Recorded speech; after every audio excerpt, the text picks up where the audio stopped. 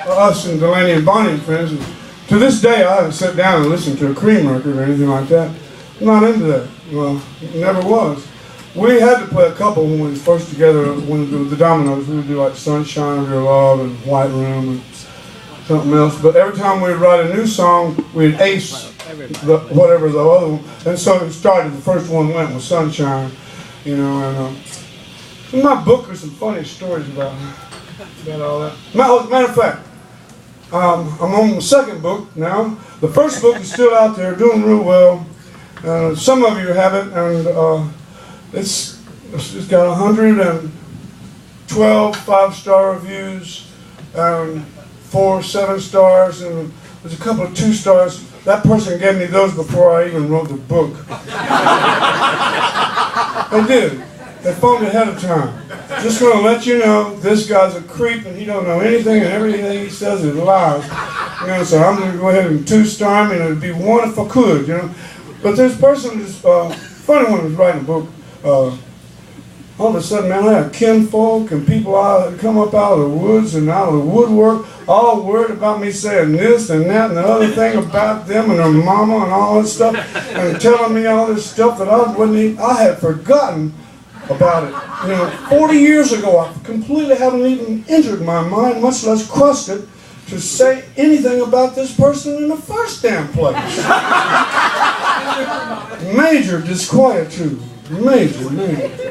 But anyway, the book did really well. It was #1 top-rated book in rock and roll, and top biography for 14 months running 24/7.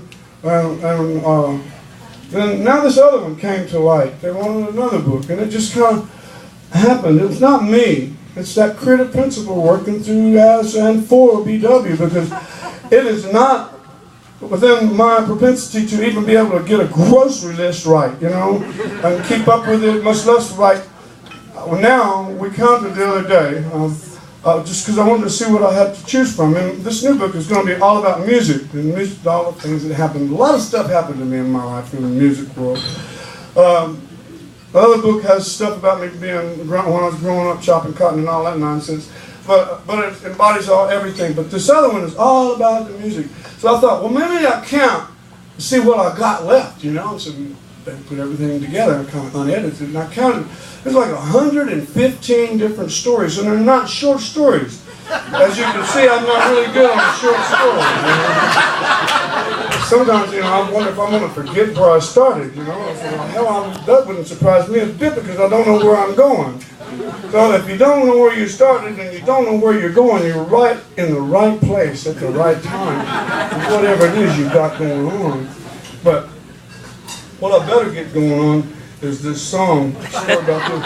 We used to talk about every song that we did and tell the story behind it. It seemed to be of interest to everyone to know what was behind it. What interests me is what behind the thought or the idea, that what is behind that, what you can't see or taste, touch, and smell. That is important to me. That's more important than the song or the painting or the bridge or the airplane or the boat. I mean, it's amazing.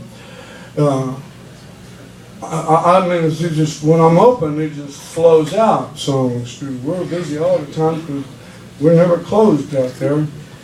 Unfortunately, this place stays open all the time. And I'm running around in there all the time, too. But when we was doing this thing, when Eric and I got together, we could do no wrong. Everything we sit down to write, it just happened. It was like the first song was I Looked Away, and then Any Day.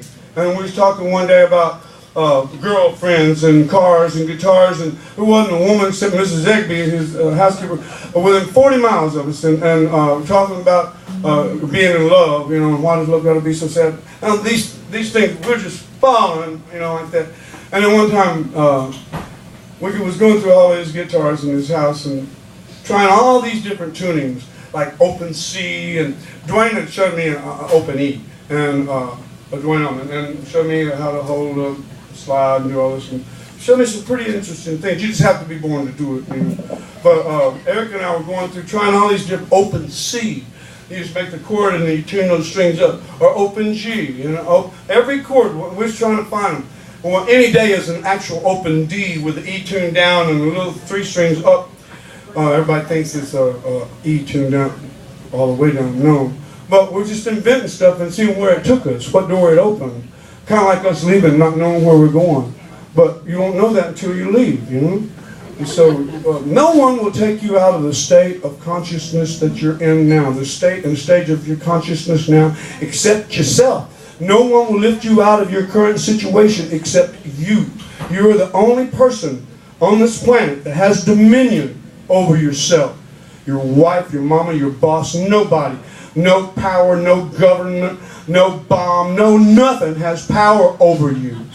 You embody all the power that there is in the sky, underneath the sea, and on this earth. Each one of us have this dominion. It's like, oh, yeah, I remember hearing something about that. Hell yeah, you do. You have to exercise the throne. Nobody will do it for you. Sorry to get off there, but I had to go there. But we're letting all these things go, and we're trying everything. Broke every string on every guitar in this house, and that's a lot of strings, because Eric Clapton had a lot of guitars in this house. And finally, I landed on an open E, and he said, damn, Bobby, he said, I'm going to go on to bed. He said, we've been up long enough anyway.